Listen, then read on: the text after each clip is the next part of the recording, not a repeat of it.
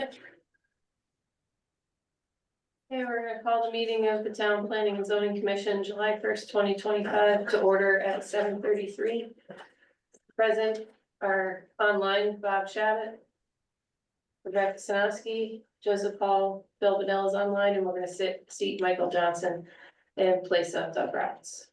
Johansson, sorry, I apologize for that. Seeing no applications for receipt, we're gonna move on to public hearing for PZ-25-6. Commission's initiated text amendment to section 4.02 minimum floor area requirements and 4.21 driveway standards. So in your packet, you have a copy of the proposed red line. The first one is 4.02.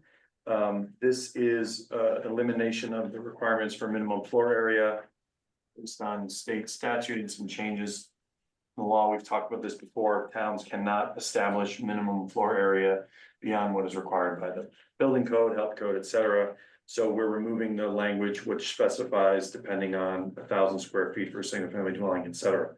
And the proposed language would be that the minimum floor area be what is necessary to meet relevant building, health, fire safety codes based on what is applicable.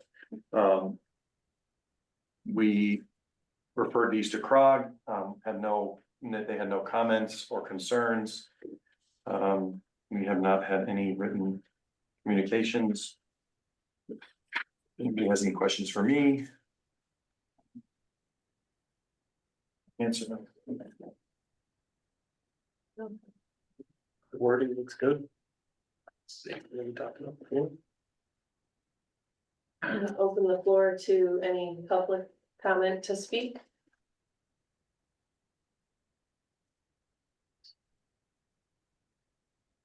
Not for us to look at, or are there copies for us to look at? I can make you a copy. Do you want to? It's online, but I can also give.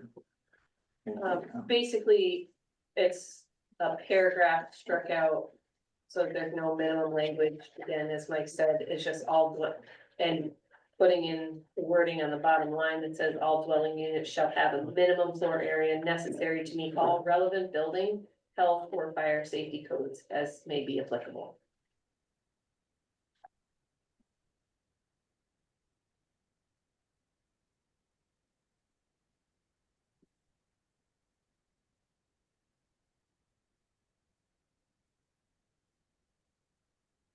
Mike, do you want to go on to 4.21, the driveway standards, and discuss what we've struck out or added in? Sure.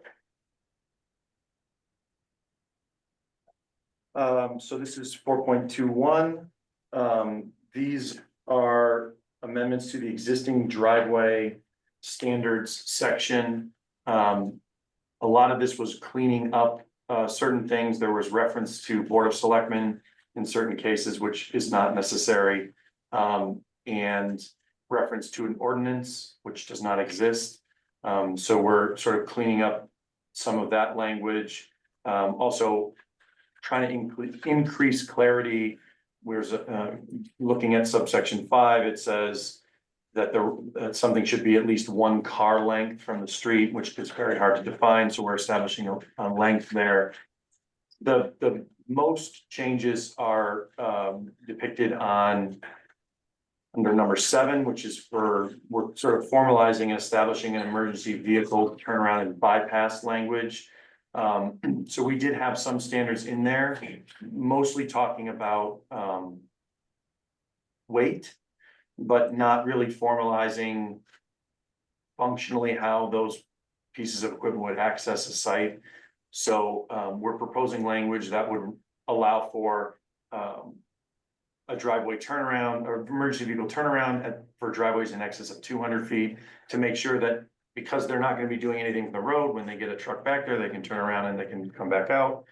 And then for driveways in excess of 500 feet, we're also requiring that they provide a bypass, which is just a wide spot in the driveway so that if somebody's coming in while an ambulance or something is leaving, there's a place to pass and people aren't backing down 200, 300, 400 feet. This is very in keeping with what most towns have for minimum driveway standards.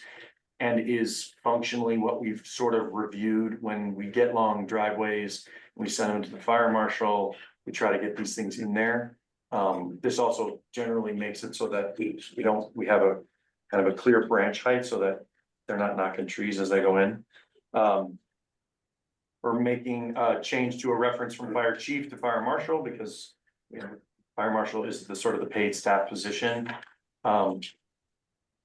The last thing that I'll mention, you have a copy in your packets. I did send this to the town engineer and he had sort of two comments. One, not really applicable because it was related to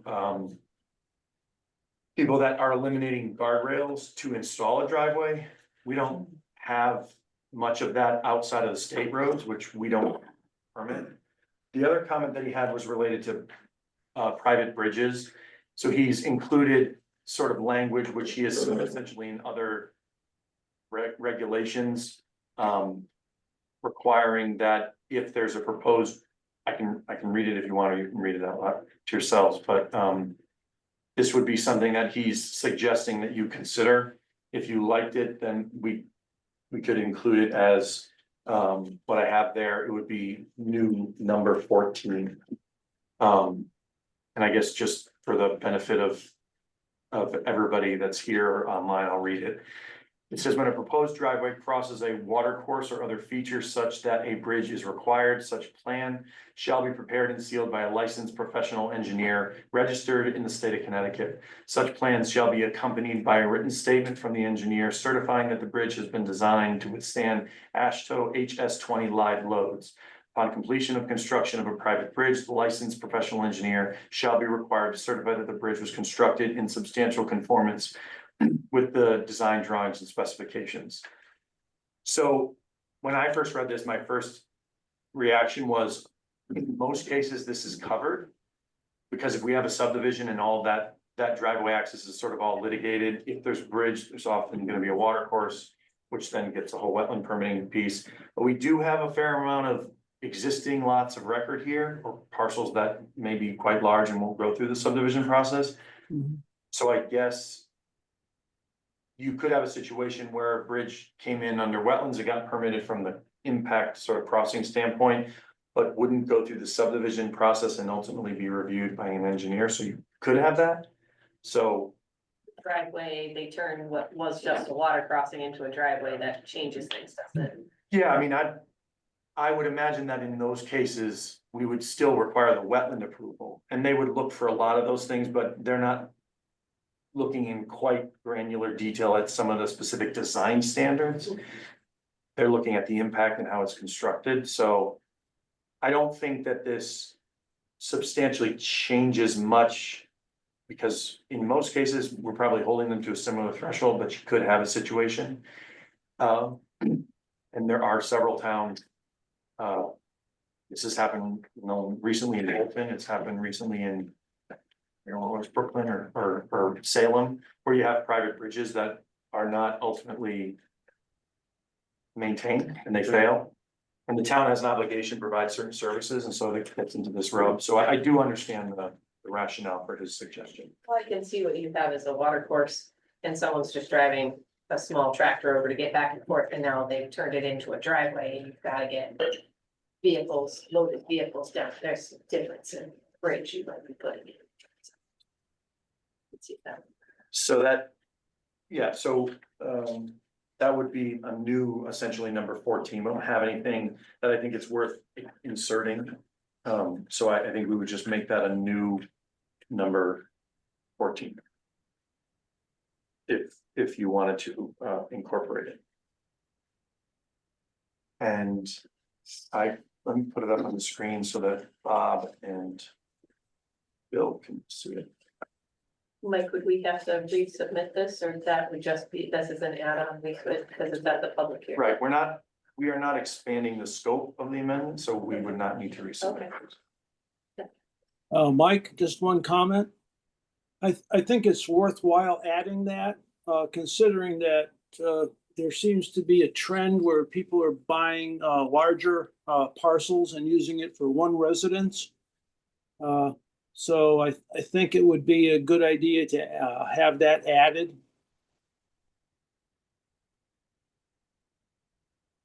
Can you see it up there, Bob and Bill? Yeah, I can. Okay, is it big enough? Yeah, can you move it up a bit? There we go. Thank you. To Bob's point, some of the lots that people are buying too are even more remote, and now to even get deeper into them, you're crossing some more hostile terrain. With the weight of everything, the concrete trucks and all the other equipment. It's not necessarily a bad thing for engineer to weigh in on it. And make sure the longevity, and when we get rains like this, that it is constructed in a way to head all the, to handle all the flooding situations.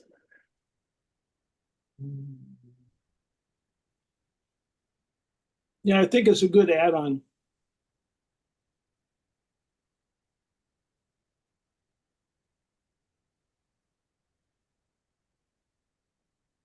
Any public comment on 4-21 driveway standards?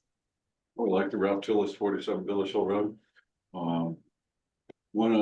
Just an observation in a subdivision very close to me. A watercourse crossing was built many years ago. And the property owner never maintained that crossing. Consequently, and we're talking a 36-inch or larger reinforced concrete pipe. They're completely blocked by debris from a heavy storm.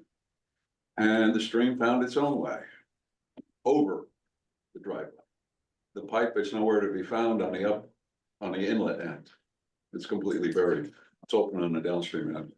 I think it's incumbent somehow in the regulations, either through inland wetlands or through planning and zoning, or perhaps both, that maintenance of any watercourse crossing is absolutely required by the property owner. And Mike kind of hinted at one other thing a little bit earlier about vegetation. And certainly when you're building a home, you're gonna provide a path through the woods adequate for the construction vehicles at the time of construction.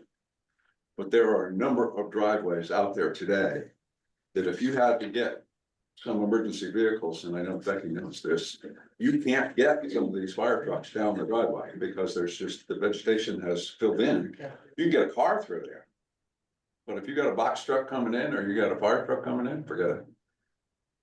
I think that's an item worth considering.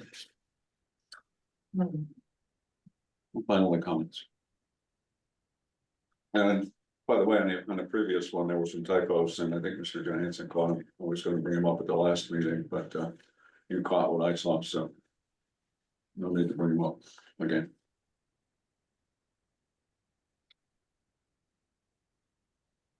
Any other comments?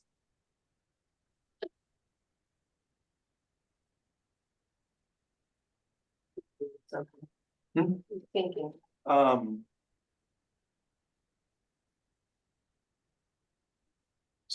Let's see, something. We have existing language in the regs that talks about culverts in the right of way, and there being a responsibility of the property owner to maintain.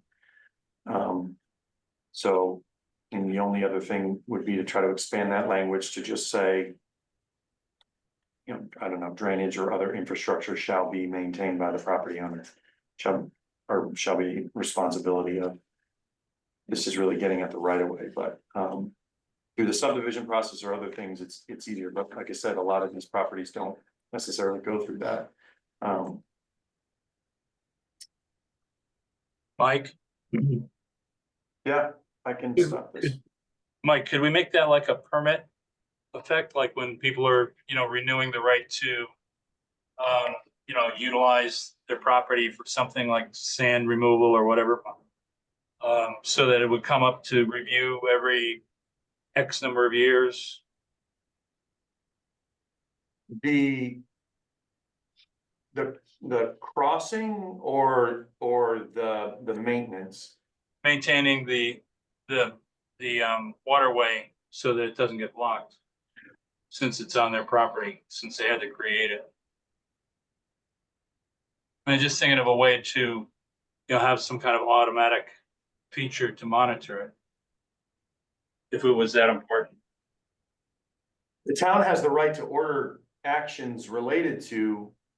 If there was a concern because something was not being maintained and they were worried it was gonna wash out a bridge, it was gonna cause a lot of immense flooding or something along those lines. The statutes provide the town the authority to step in and say, you need to do this, because if you don't, you're gonna flood out your whole neighborhood. Sort of from an enforcement standpoint, but I don't know how we would get into a regular check-in, like, hey, it's been 5 years, we're gonna come out and look and tell you what you have to do. It's not 124 of the statutes, which is zoning, it's chapter 98. And that's based on the town's sort of right to ensure that, we don't have mass catastrophe because of flooding. Maybe we could base it upon some kind of recent photographic evidence that would indicate that effort has been made. I could think about it. I don't know that we would wanna do it under the driveway standards. There's another place that it probably could live. I can look into that, and because it is more widely applicable than just a driveway. There may be crossings and other drainage and various infrastructure that's installed. Not just in this case, so let me get back to you on that.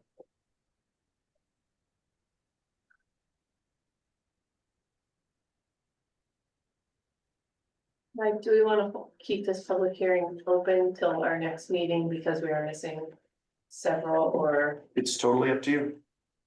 I don't. Bob, what do you think? You're one of the longer running members here. Do you think we should keep this public hearing open, or do you think there will be an agreement with whatever we decide? We can keep it open for till the next meeting. I don't think there's any harm in that. Okay, if Walter, Doug, or Andy have something you want to add in.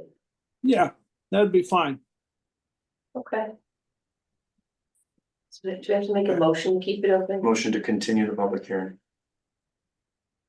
I'd like to move to continue the public hearing of PZ 25-6, Commission's initiated text amendment to section 4.02 minimum floor area requirements and 4.21 driveway standards until our next regular meeting. So moved. All in favor? Aye. Aye. Any opposed? Okay, public hearing for PZ 25-6 will be held open until the next meeting. Which means we move past new business, right? It's been a while. Right, yeah, you're not gonna act on this. So we're not gonna act on the new business, PZ 25, any unfinished business? Seeing none, we'll go on to approval of minutes for the June 3rd, 2025 meeting. Motion to approve the minutes from June 3rd, 2025. I wasn't here. I'll second that. All in favor of the approval of the minutes for June 3rd, 2025? Signify by saying aye. Aye. Any abstentions? I abstain. Motion passed. Correspondence for Mike Krog, Regional Planning Commission referrals. Yeah, so this is just in reference to the text amendment. We refer all of them to CROG. They came back with their standard comment, which is that they found no conflict with regional plans or policies. Other than that, we have no other correspondence. Public participation for items not listed on the agenda.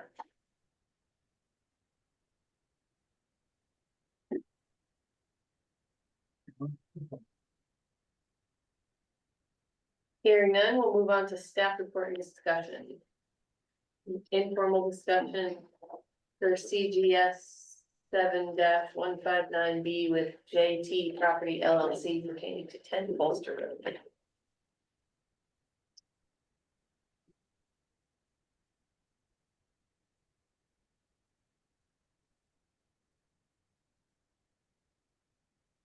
Hunter, do you want us to stand anywhere? It will track you, so So we track. it'll from here. Okay.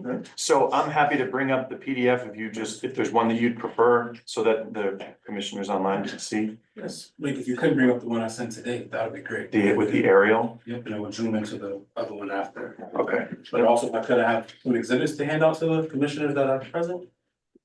yeah. Probably just the same plan for me on the screen, just up close to perfect. Yeah, no problem. Let me just state for the record who we are. I'm Peter DeMallion, President of Design Professionals in South Windsor, Connecticut. And also with me is Daniel Jamison. He's our Director of Engineering at DPI. And we've been engaged by Juliana and Tony Isifai, who are here in the back row. And back in 2024, they acquired a parcel at 10 Polster Road. And it's right across the street or easterly of Polster Road, but right across the street from the Love's Travel Center. And it's also north of Mahalia Road, or Mahalia, I guess it's pronounced? Yeah. Mahalia. Mahalia, okay, road and the Showcase Service Center, so just on the north side of that, so right behind it. And back on June 9th, we had the opportunity to meet with Mike D'Amato. Thank you very much, Mike. Ken had a very informative session. And we reviewed what we're proposing to do. Let me just give you a little background on what we've done so far. And then I'll get into the concept layout.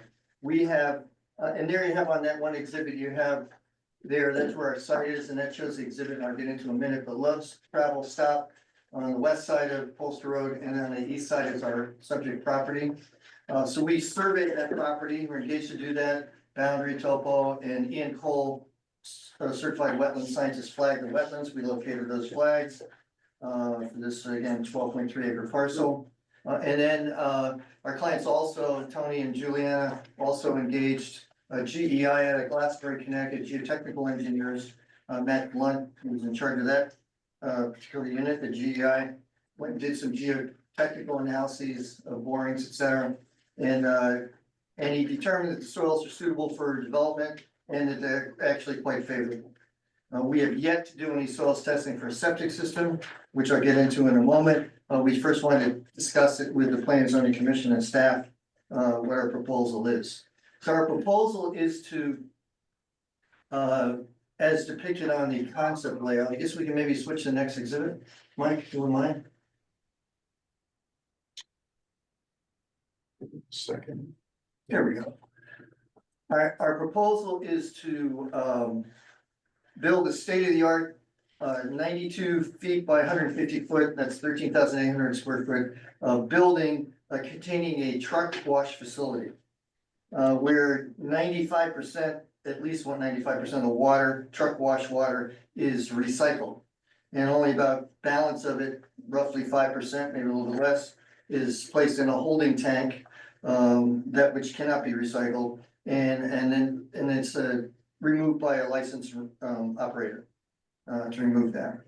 That would contain 3 bays, 2 automated truck bays for washing, and then another one, the third one is for trailers, for washing trailers. It's about 1,300 feet of roadway coming in opposite one of the access drives from Love's. Goes up and around, and wide, it's 30 feet in width. It's about just shy of 1,000 feet up to the facility. They drive through these 3 bays where they wash. 2 cases would be a tractor trailer rig, and then the third one is for trailers.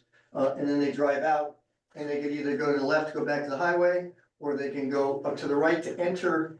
If it's a truck wants fuel, what have you, park over there, they could go into the entrance, that'd be the northerly entrance of Love's Travel Center.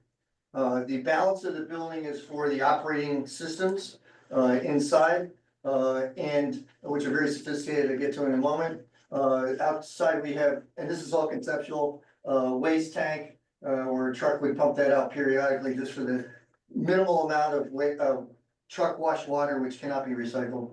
And then we have a septic tank and pump chamber, and we have septic testing out above the roadway. To be done in the future if it looks like favorably received.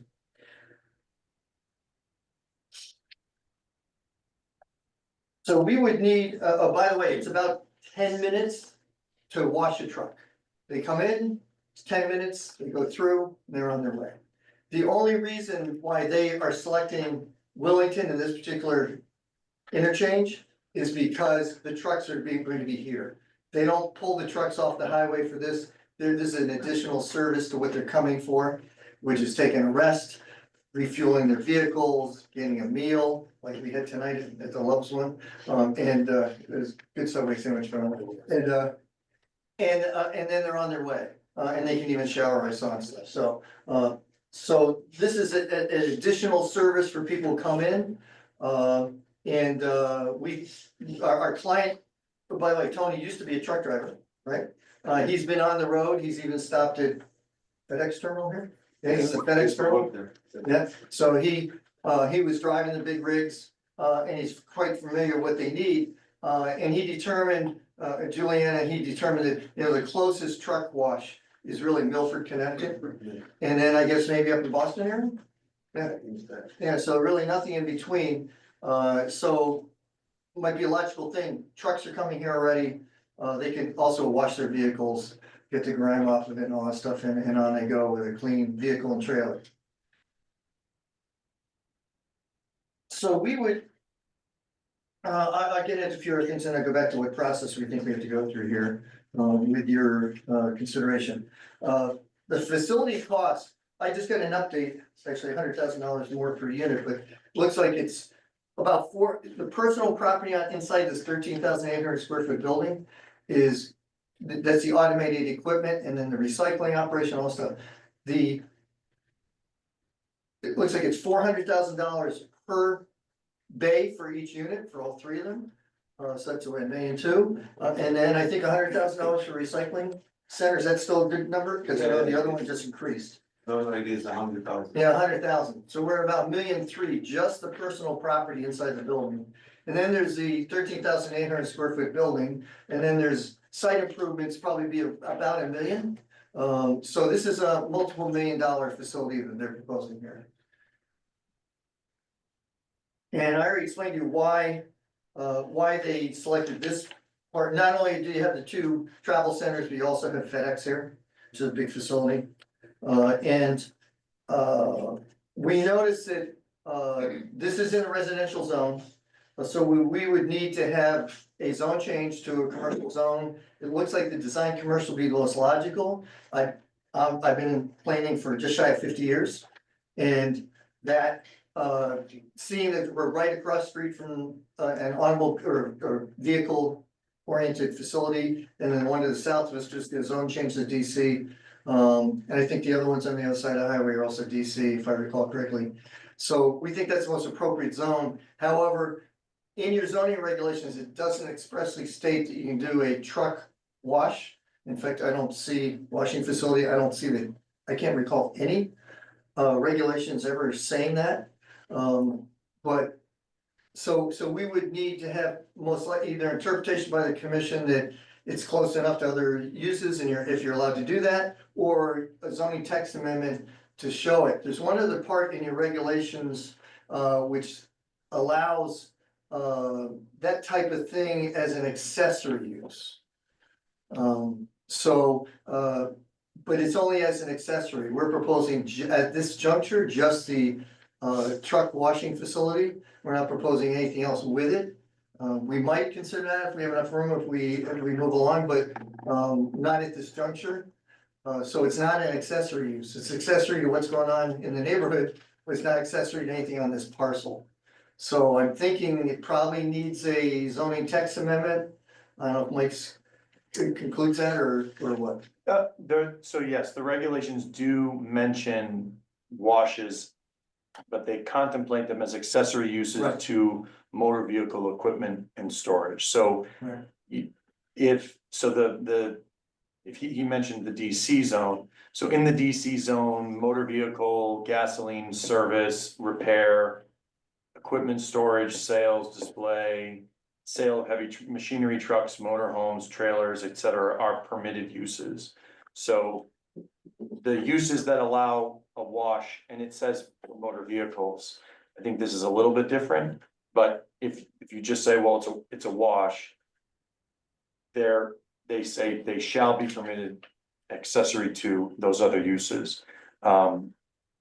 So part of the reason that they're here for the informal discussion, I think, is to give some feedback on the approach. I told them that I no longer provide any guidance on anything particularly related to anything on Polster Road. But We've heard. There's two options. One could be a text amendment to clarify and amend the regulations. There's pros and cons to that. If we're creating a one-off category, do we want to amend and create a new category of uses that are now, you know, sort of there and available in those zones for something that has another path? And in this case, there is another path if the commission chooses to consider it, which would be section, just lost it. In the DC zone, there's language that was adopted that says that the commission can allow by special permit a use that is similar to the permitted uses in the zone that is not otherwise prohibited. Because when we had that discussion, you recognize that uses and what they're called and the new flashy terms that all these industries have for things. The one I always refer to as axe throwing. We can't change the regs all the time, so we sort of look at categories and classes of uses, and there may be something that's called something different, but it's substantially the same. So you can make a determination as to either way. And I don't know that they're necessarily asking me to hold you to it tonight by statute. The reason I put that in there is because this is non-binding. But what the manner in which they proceed, you know, will hopefully be guided by what at least your thoughts are. But they'll have to do the zone change no matter what. It's residential now. May I ask a question? Not under this part, because this is just an informal discussion with the commission. The public participation portion is for stuff that's not on the agenda. So so the first step would be looking at, do we need a zoning text amendment or not? And then the other thing is we would need to go to a zone change no matter what. And if you look at this area, it's inappropriate to have across from the Love's Travel Center, a residential zone. So that would be, so we think it's appropriate to go to the DC zone regardless, but we would like to do this text amendment, see the sentiment of the commission on that. And then we can proceed with that and then go for a zone change. I would either concurrently with that or with the text amendment probably. And then that would have to be followed by, it would be a special exception use. I think it's pretty abundantly clear in your zoning regulations. It would be a special exception, almost everything is. So we go with a special exception use requiring public hearing and other review criteria. And then we would do, with the special exception, we would have a site plan application. So site plan and special exception, that'd be fully engineered. We have already done the soils testing for a septic system. And the septic system is only for the few employees there. It's not for the general public. Just a small domestic septic system. Doesn't have to be big capacity or anything. That's like what they have across the street, for the travel center. Mike, would this require DOT because of the possible increased traffic on that side of the road, considering that TA is on the other side? And I'm just, It would need, I mean, they would probably, I don't know if they needed anything with encroachment, because at Mahaliac, at that intersection, it switches to state. So from Polster to the bridge is state road. So I don't know if they would need anything based on the volume. So it doesn't meet the requirements for a major traffic generator, so at best they would be looking for an encroachment from just okay, District I 1. just was curious because that could change the traffic flow. Those people who don't have to come from TA across to that side they wouldn't be going up there normally. But would that change the traffic? I'm just throwing it out there, having gotten stuck trying to get off that ramp with a fire truck or if something happens at that ramp. And I'm taking one head off. I mean, there was obviously a lot of study of that area done when Love's came in. I think they've reconfigured the ramp post Love's. Didn't they do some adjustments there? There's talk of potentially still reconfiguring that ramp because there occasionally ends up somebody. So, hasn't been anybody in a while. They usually wipe out the guardrails and the whole ramp, and when they block that, it's a royal mess. It doesn't meet the threshold for an OSTA permit unless it's somehow related to the prior OSTA permits for the other facilities. But the site itself doesn't have 100,000 square feet of space and doesn't have 200 parking spaces. So I don't think it would meet the threshold for OSTA. Doesn't mean that somehow because of the prior permits for Love, Yeah. we wouldn't have to talk to the state and get some kind of permit. Not familiar with that, we're extrapolating out that far. So we certainly could discuss that with a traffic engineer and with the contact district office and see if there's a necessity for anything of that nature. But it strictly doesn't meet the threshold for a OSTA permit, Office of the State Traffic Administration permit.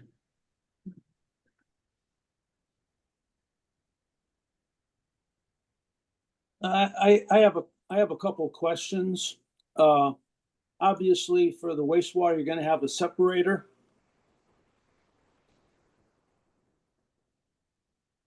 You're talking to, for the record, my name is Daniel Jameson, Director of Engineering and Design Professional. Yeah, And are you referring to the wastewater from the yeah, wash? from the wash facility. You're gonna have a separator in there for oil and such? Yeah, well, the system is a recycle system, so I'm sure it does have inside of the wastewater treatment system, it will have some means to separate the oil, but as Peter mentioned, there's 5% of the water that is not recycled goes into a holding container. Yeah. And then another third party vendor would come in to pump that out and dispose of it in a proper manner. All right, so I have a question. During the winter, when there's a lot of salt coming off of those trailers and tractors, you're gonna have some kind of a sensor in that water retention so that salt water isn't gonna be discharged. It's gonna be captured. Yeah, well, none of the water from the wash would get discharged on site. It'll all be recycled. And then, the 5% that goes into the holding container. So nothing is gonna be discharged to the septic system or discharged to any receiving waters. It's all contained. Yeah, 100% contained, and the only thing that can't be recycled and reused for truck washing will then go into the holding tank, that 5% to be pumped out by a licensed carrier, Yes. licensed by the state of Connecticut. All right, I'm just assuming that when you wash one of those rigs down, you're gonna have various types of oils coming off of the undercarriage and such, so there's gonna need to be some kind of a separator, I would imagine. Yeah, and that's a sophisticated system, and that system alone costs about $100,000. Yeah, about $100,000 just for that system alone. Yeah, well, that's on you guys. I'm just asking the questions. Oh, this is, Tony just mentioned, this is the same system that DOT uses for their trucks, for cleaning their trucks. All and right, recycling. all right. Wow. That's a good starting point. So it's already been approved by the state DOT for their use and also by DEP. Okay, thank you. I have a question. On the separator equipment, I imagine that requires some kind of maintenance, cleaning and so forth. How do you manage any discharge from that cleaning operation? Can you repeat that? So you broke up at the last part of your question. So I was saying that if you've got all this filtering going on, you must have some kind of apparatus that needs maintenance in order to keep on doing it correctly. No question. And Oh, how yes. is that equipment maintained as far as discharge of cleaning properties? It will be. Okay. We're just conferring with the owner. The owner, there's a firm out of Stamford, Connecticut, that Stratford, excuse me, next to Bridgeport. Okay, there's a firm out of Stratford, Connecticut that will be contracted to do that service. They service these facilities and they're gonna be doing that. So it'll be regular maintenance and operations checkup. So they'll be doing all the servicing, the changing the filtration systems, checking it out, make sure it's operational, not leaking, et cetera. So they'll be under contract for that.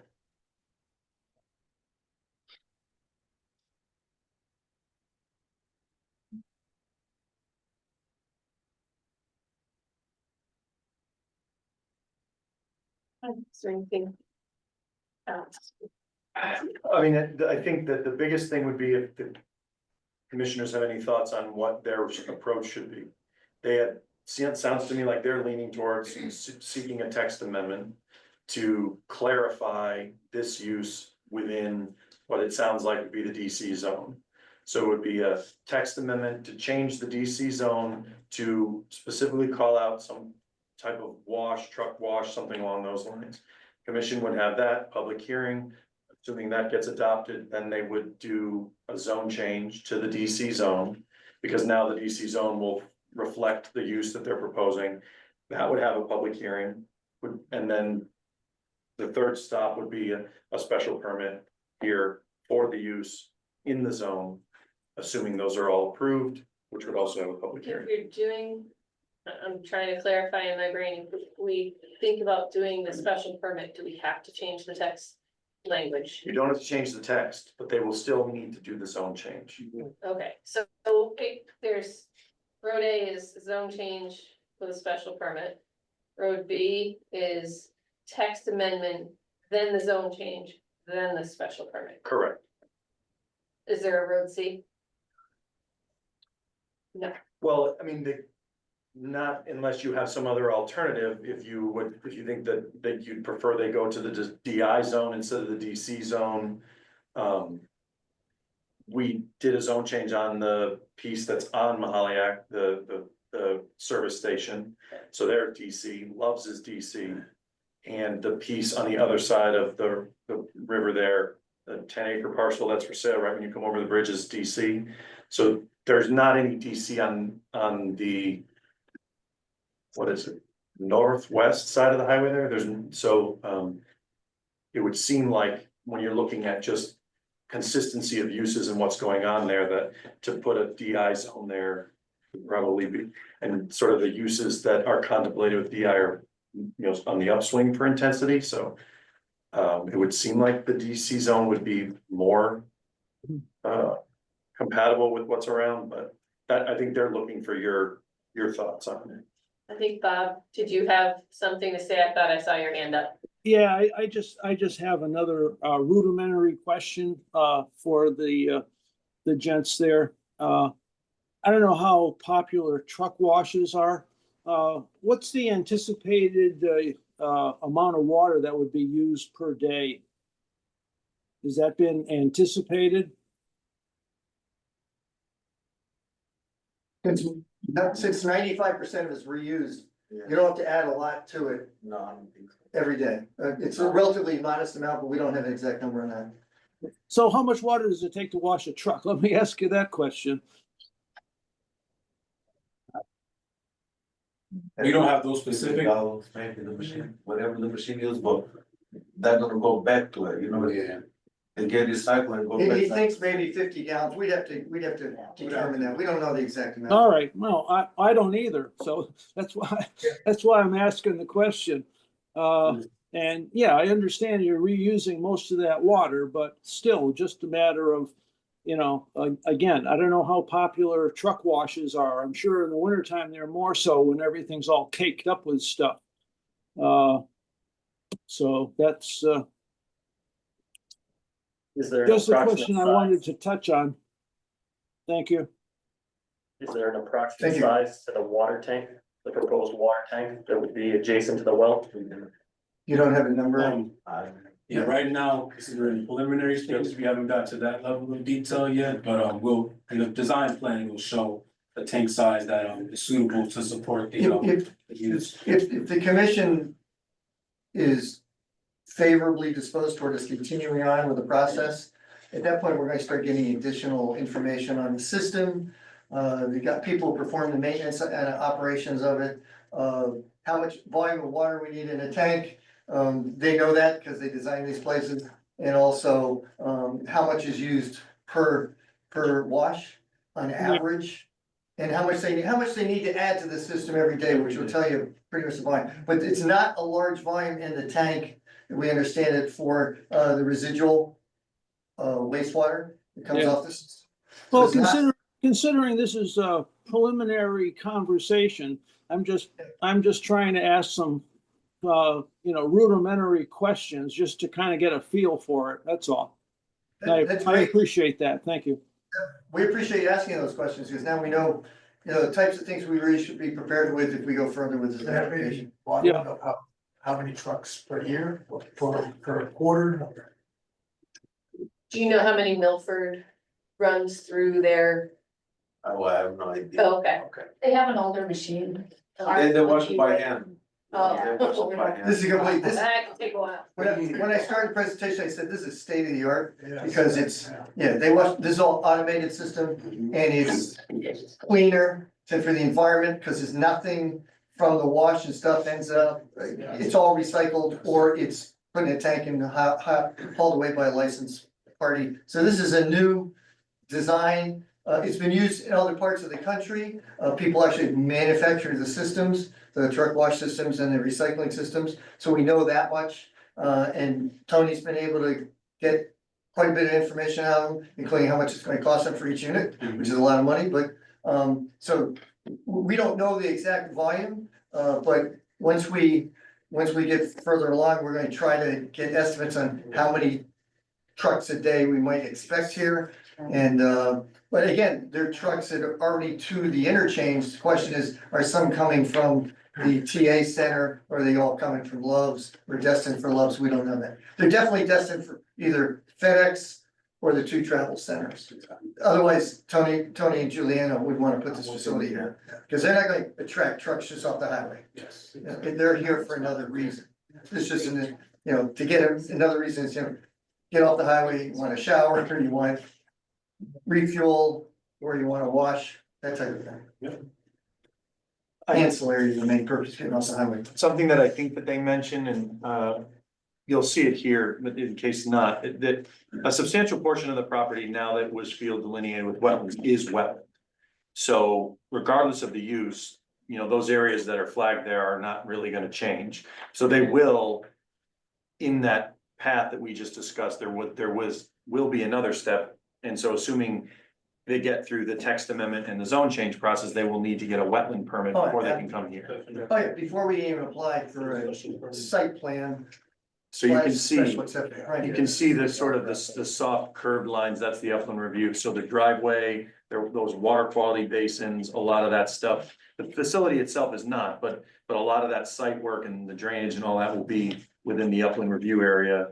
So they're gonna need to go to wetlands for all of that. So that will be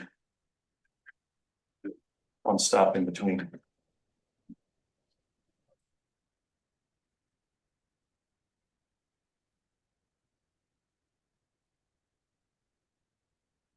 So Mike, if we may ask some point of clarification on the option A, where we would allow or a chance for the commission to acknowledge this as a motor vehicle service use so that we wouldn't need to do the text amendment, how would we request that determination? Yep, so when you look at the DC zone in the regulation, the language says at the sort of in the front of the section. It talks about under the special permit category. And any use that's not defined as allowable or prohibited, the commission may issue a special permit in accordance with the regulations. If such use is found to be in harmony with the purpose of the DC zone.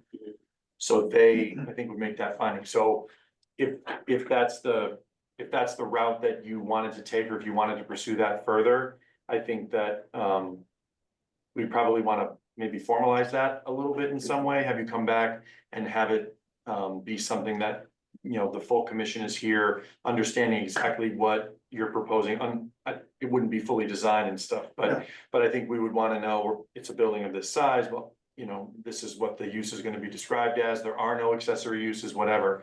And then I think the commission could sort of make a more formal not necessarily decision, but determination interpreting the regulations. So we'll make a formal request for a decision, I think interpretation, interpretation. that they, Okay, and they would either say, yes, it meets those requirements under this, the DC zone. You can submit a special permit, assuming you submit the zone change, or no, we don't think it's in alignment with everything that's there for one reason or another, and therefore we would prefer you go to the text amendment.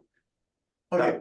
I normally do the special exception part of it, or special permit part, in conjunction with the site plan. So where we think we do resolve the language issue, interpretation, is it allowed use, or do we need a zoning text amendment? Right. Go through that process First, first, yes, and then we go for a zone change. yes, And then we go for a special permit, or what do you call it, special permit or special? it's a special exception? permit, yep, Special permit, yes, I view them as interchangeable, sometimes use both terms. yeah, So, okay, and then we go for the site plan special permit. yeah, they'll do that in conjunction as the last step, but. You may decide that you wanna go the text amendment, then you don't need to seek that interpretation, but to your point, if you decide that that's what you want, then that would be, I think, the first step, so that you know where to go from the beginning.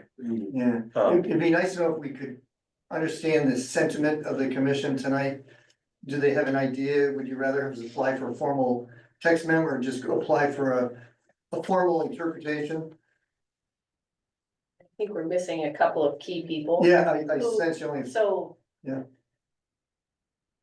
I don't know how those online, I know I would think. I would feel more comfortable if we were all here to make that decision okay, instead of. Yep. A few people Yeah. and then there's a, oh, wait, we didn't hear it all. okay, it sounds to me like the best way to move this along, and then have you be allowed with a larger turnout of the commission. That we do in writing, send a letter to Mike requesting be placed on the agenda for interpretation of the regulations with respect to does a truck washing facility qualify under the current regulations? Service. Yeah. Some language to that effect, anyways. And if you agree with that and the commission says, yes, we agree, whether it's a vote or just a consensus, whatever, then we could move on to the zone change. And knowing that it's a permitted use by special permit, and then we could go proceed with engineered site plan. I think Thank the you. letter would be a good next step. Good, okay. Looks like everybody's pretty much shaking their head, so, okay. So it looks like that's the approach we're gonna take. So I guess we'll be back for another, we'll submit the letter and then we'll be on a future agenda. Yes, Okay, Yeah, I'm gonna figure out how we'll actually get the determination, because it's not not an application at that point, so, but with the commission members not here, we'll have to figure out how to get commission members that aren't here sort of up to speed with the information that's here without sort of just litigating the whole thing as part of an application without the public hearing. So send me the information and I will get back to you on the process. Yeah. It may just be that we can take the letter as correspondence, the commission can have a discussion and make a decision and you don't need to attend. I've got to oh, figure out. okay, I gotta just procedurally, I wanna figure that piece out, but just get me the request and. If you want to attach this, you're more than welcome to, and then we'll put it on the agenda for everybody. okay. And I suppose we should probably have a little narrative on what the use is and some characteristics of it, as best we understand it at this juncture. Okay.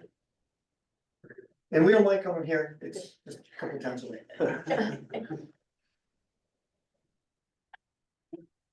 Mike, was there any other staff report or discussion information that you had need to pass on?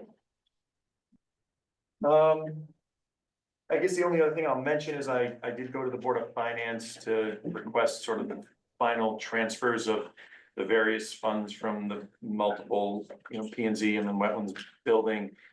We no longer have essentially 90% of the budget that we had for non-salary and lines, so we took what was left that had not been spent and put it into a capital project line for the projects that we have in place, so that we sort of continue the projects forward. So those will fund the remaining design on the lot zip project for DOT. We are through, we got another set of comments back today. We're like almost there. the standards have changed for some of the design, Thank you, guys. so. Thank you very much. Now you'll notice if you go to places that are recently installed, where they flash and say there's someone in the road, they have to be lit. So now those systems have a solar panel which charges something that will actually light that so that it illuminates the person and not just the light. So we've had to swap those out. There's some other things that need to happen for striping that have changed. Costs have gone up, so we've had to redo that. I think we've probably added $450,000 to the cost since the initial estimate, just based on construction costs. It looks like we're gonna get a little bit more included in some of the improvements to some of the school entrances, which are sort of out of the road, but because they're contributing, I think we've made a strong enough case that we'll be able to kind of fix some of that to make them safe, designed correctly, and this whole Penny Hill Road extension, which is, I don't even know, it doesn't even meet our driveway standards. So we're gonna be able The to, entrance to Hall School. yeah, so that whole thing will be fixed and will be closed and corrected so that it's correctly, you know, all the sight lines match and people will be able to pull in and out and, you know, you'll have curb ramps to actual crosswalks, whereas before they were getting thrown off the curb and not having any ramps, so there's been a lot of stuff involved with that, but we're. Did the DOT slope get it to the roads not quite as wide as they thought, the speed?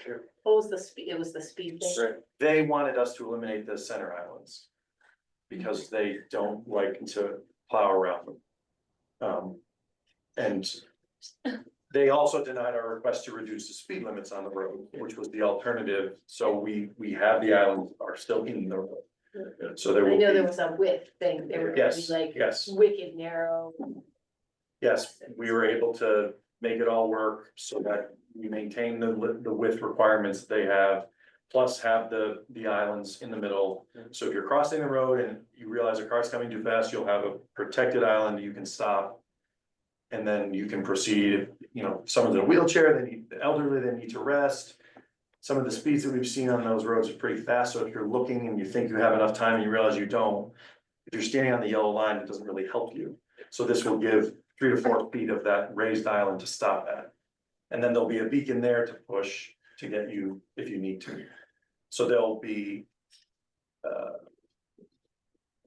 3 of those: church, mill, school. So that will hopefully slow cars down because they're now gonna come down to an 11-foot lane at that point. And they're not gonna be screaming through it at 65 miles an hour, whatever those speeds are. So the DOT doesn't want it, but we've been pretty focused on keeping that in, and I think they've given up the fight. Are they gonna be able to get the AC 113 out of them? It should all work because it's designed to the DOT standards, so it should be fine for that roadway. And it should be granite curb, so if they wanna hit it, it isn't gonna move. They're not 2 feet long. You'll need a new fire truck then. What else is new? Not mine. But we did cite some of the islands, if you've ever been in Tolland in front of the town hall, Yeah. they have some like granite blocks that are level. Yeah. Those were the alternative to what was originally proposed, which was raised. And if you're turning left at the town hall, you drive over that little rumble strip and then so we're trying to curtail some of that craziness there, so. We should be able to go out to bid later this year for construction next, to hopefully not happen while the school is in session. So yeah. That's what that is.